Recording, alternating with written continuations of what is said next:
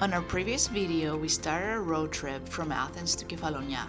We drove for about 3 hours to the port of Kyllini, where we took a 1.5-hour ferry to the port of Poros. From there, we drove to our Airbnb where we had an early night in order to get an early start the next morning, as we decided to go big and go explore one of the most awarded beaches in the world. This week, we continue our adventures through the island by visiting more beaches and learning a bit more about this majestic island's history.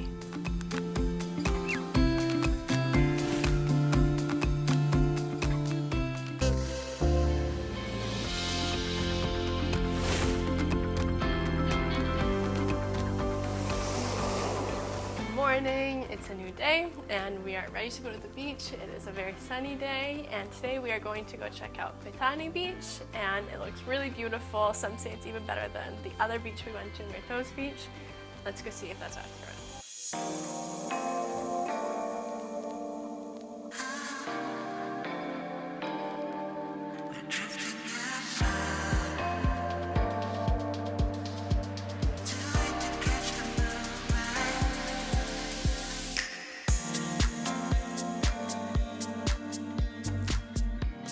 Some reviews we read actually say this is the best beach of the island, not the one we went on our first day here.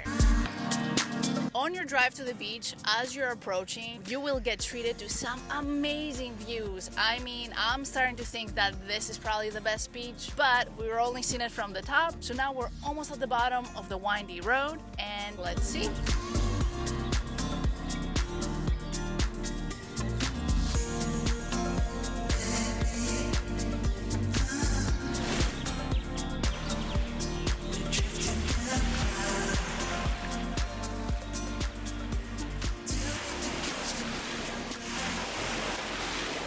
First impressions so far of this beach, I like it better than Myrtos Beach.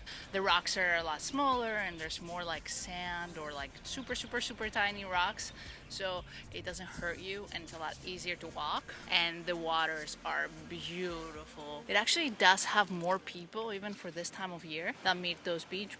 So for the set of sunbeds and umbrellas we paid €10, which is a really good price for the islands. And last year, if you watched any of our Milos videos, we had to pay €30 for the set, one umbrella and 2 chairs. And another thing, this beach does get deep really fast, so I guess it's not that ideal for children, especially if they can't swim yet, but I do see a lot of children playing around. The water is beautiful. I can't wait to get in, and it almost has like a tropical feel to it, and I hope we see fish. There was no fish at the other beach. In Milos there were tons of fish everywhere.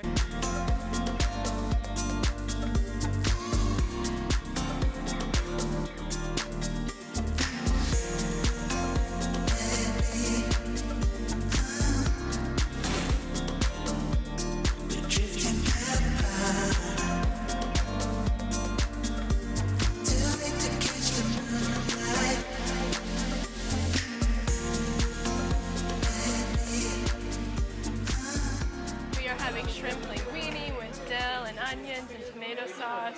It's really good, and we ordered the dish to share for 2 people instead of 2 separate ones, and it is really big.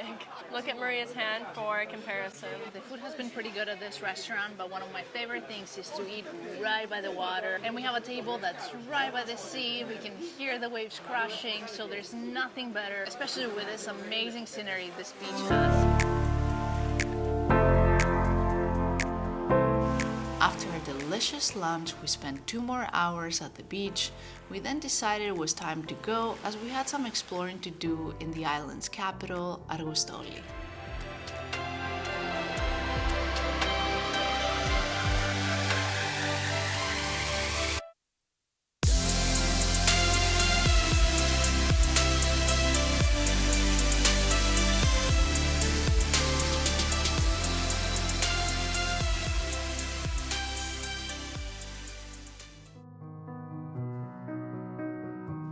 Before 1953, Kefalonia was very different than what we know today.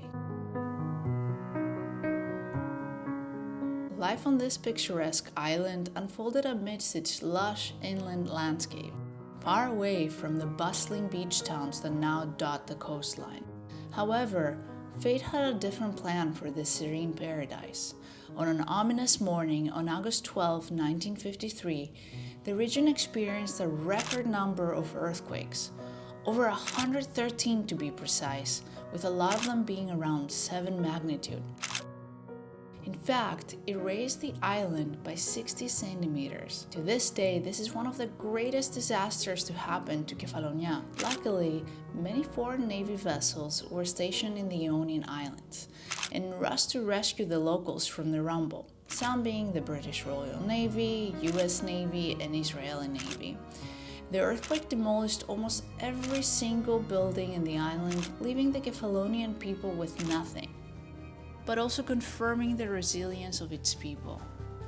When the time came to rebuild, they chose a different path. Villages once nestled among the peaks were reborn on the tranquil shores, forever marking the island's history and redefining the essence of Kefalonia. The Ionian Islands have a lot of influence from the Venetian times, and so a lot of those buildings used to be in that style. The buildings we see now are not the original ones, so the town of Argostoli used to be a lot prettier. Some locals compare it similar to the old town of Corfu, which we went to last summer. They were more sensitive too, so it was easier for them to crumble after the earthquake. And I can only imagine how beautiful it was, because the Corfu old town was just so beautiful.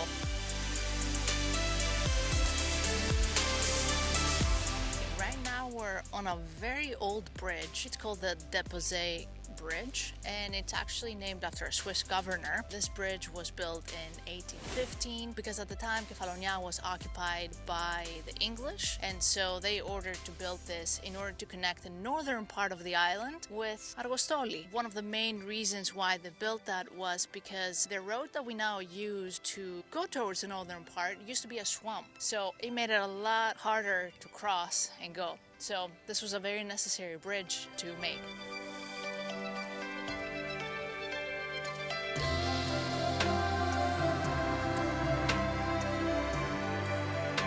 Actually one of the biggest pedestrian bridges I've ever seen, and someone said that, not 100% for sure, but it might be the longest stone bridge in the world. I believe it's around 700 meters long. Up until 6 years ago, this actually used to be a two-way street for cars as well, not just pedestrians like we see now, which actually is really hard to imagine because it's already very tight. But I think the reason they stopped doing that is because the bridge had some damages, so in order to save the bridge, it had to just become pedestrian. And you can actually see so many locals just walking through. So now we're gonna head a little more into the town, and there's a pedestrian street that you can just walk. It has stores for souvenirs and stuff like that. And in general, it's a really nice stroll, especially at night.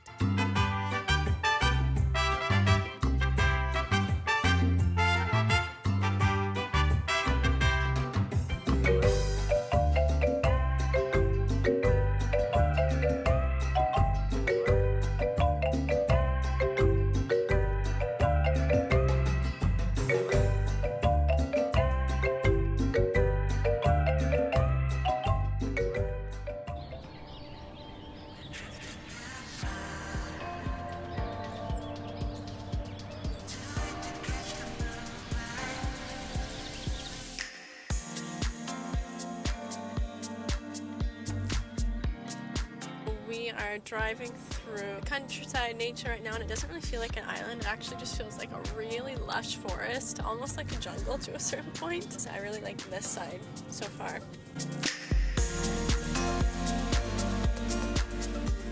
We have arrived in one of the most beautiful beaches here in Kefalonia. I keep saying that, but it has so many most beautiful beaches. This one's actually very organized. There's like 3-4 different sunbed slash like beach bars, restaurants that you can choose from. A lot of parking, because I can imagine how crazy it gets here in the summer. I mean, I've seen it. It's completely packed.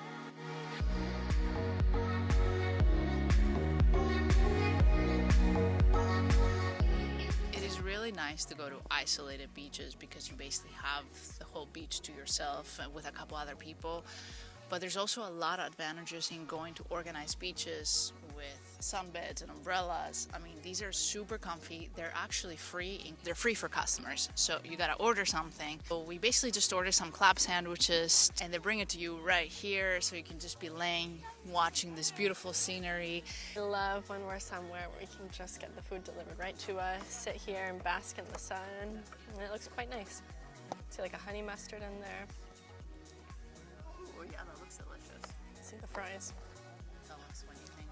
I had this weird thing for like these kind of like, they're not the best quality fries, but these kind of places, they're just kind of comforting. The reason we order some snacks is because we're gonna be doing some water sports that require a bit of strength. So we wanna have like a bit of a snack before we go and exhaust ourselves. I'm really looking forward to the water sports. I'm a big fan of the tubing and jet skiing. I don't think we're gonna do jet skiing because for 10 minutes it's 40 euros, so that's a bit out of our budget. I've been in this beach before and I've done paddle boarding. Once you're in the water and you're a little more in, you can really see all this green that this beach is surrounded by, and it's just so beautiful to the eyes.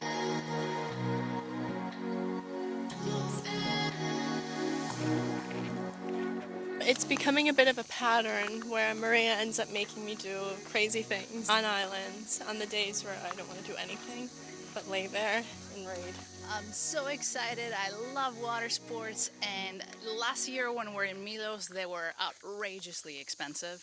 So these prices are a bit better, 15 euro a person for a 10-minute ride. Let's go have some fun.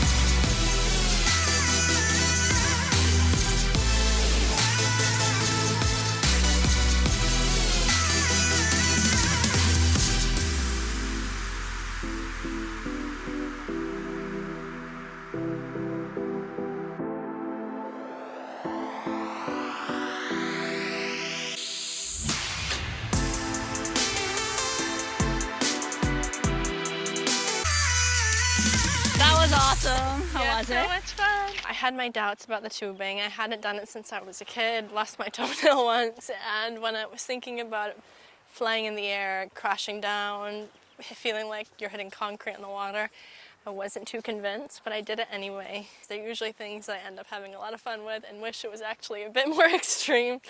So I'm glad I did it. We had a lot of fun and hope we can do it again this summer. I'm having a hard time holding on to the camera, so it's also a wake-up call for me to start working out a little more because I've been slacking on that department. In the end, I was ready to let go just because my muscles were hurting so bad.